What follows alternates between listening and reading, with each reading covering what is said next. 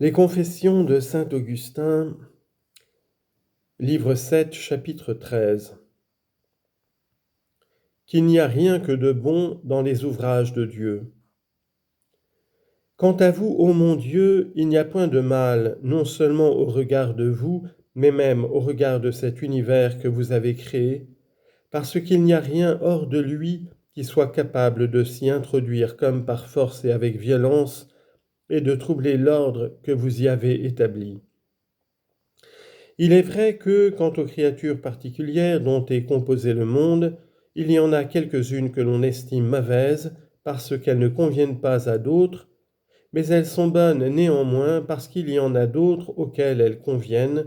et qu'en elles-mêmes elles sont bonnes.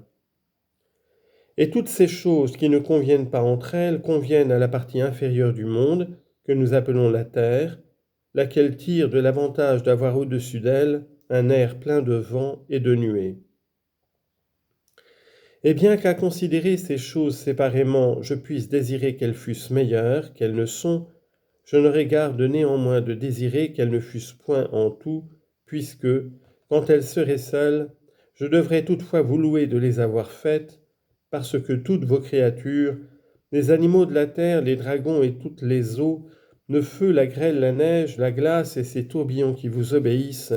les montagnes, les collines, les arbres fruitiers et les cèdres, les bêtes, les reptiles et les oiseaux, les rois du monde et toutes les nations, les princes et tous les grands, les jeunes, les vierges, les vieillards et les enfants,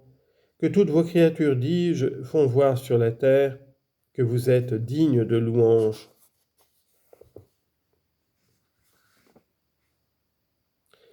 Psaume 148, versets 7 à 12.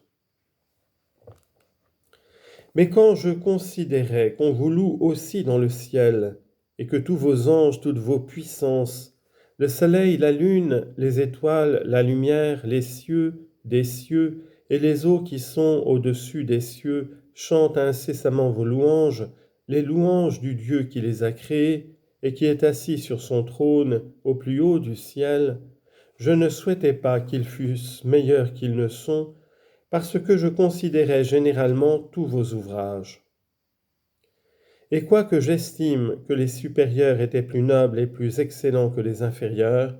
je jugeais néanmoins et avec grande raison qu'ils valaient mieux tous ensemble que les seuls êtres supérieurs considérés en eux-mêmes et séparément. Chapitre 14. Comment il passa de diverses erreurs à la vraie connaissance de Dieu. Il faut bien manquer de jugement pour trouver à redire mon Dieu à quelqu'une de vos créatures, et j'en manquais bien aussi lorsque j'osais remarquer des défauts en plusieurs de vos ouvrages. Et parce que mon âme n'avait pas la hardiesse d'accuser son Dieu de quelque imperfection, je ne voulais pas vous reconnaître pour créateur de tout ce qui ne m'agréait pas dans le monde. Ce qui me fit passer dans cette folle opinion qu'il y avait deux substances premières, qui étaient les principes de tous les autres, l'une bonne et l'autre mauvaise. Mais mon esprit ne trouvait pas de satisfaction en cette erreur, et je suivais plutôt les sentiments des autres que les miens propres. De là, je passais à m'imaginer un Dieu qui remplissait les espaces infinis de tous les lieux, et croyant que c'était vous qui étiez ce Dieu, j'établis votre siège en mon cœur, qui devint par ce moyen le temple abominable de l'idole que je m'étais ainsi formée.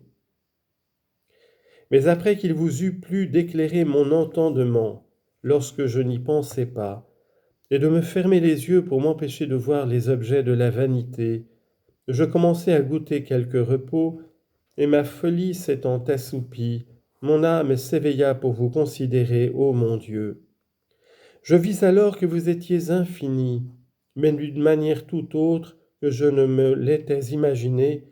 et cette vue n'avait rien de charnel ni de terrestre. Chapitre 15. Que toutes les choses participent de la vérité et de la bonté de Dieu.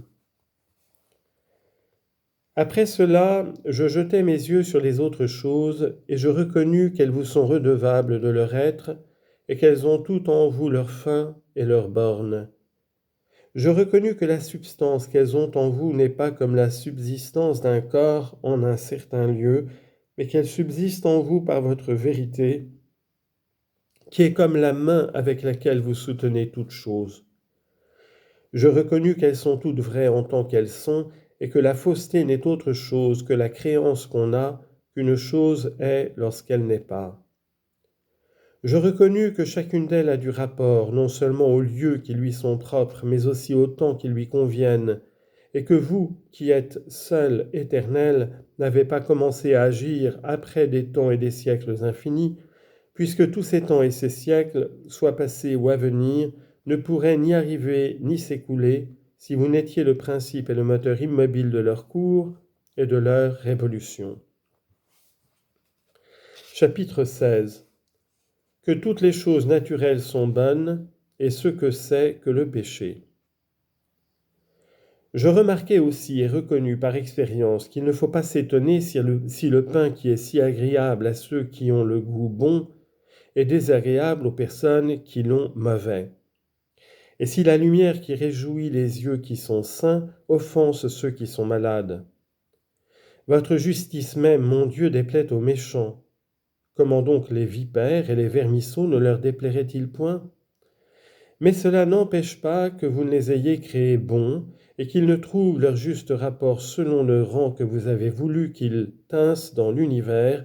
entre les plus basses de vos créatures, qui est aussi le rang qui est d'autant plus propre aux méchants, qui sont moins semblables à vous.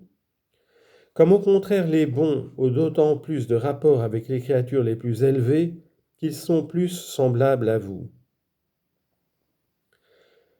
Je recherchai ensuite ce que c'était que le mal et le péché, et je trouvai que ce n'était point une substance, mais seulement un dérèglement de la volonté, qui en s'éloignant de vous, mon Dieu, qui êtes la souveraine substance, se porte dans l'affection de ce qui est au-dessous de vous, et qui en rejetant ce qu'elle a de plus précieux et de plus caché en elle-même, s'enfle d'orgueil et se répand toute par sa vanité dans les choses extérieures.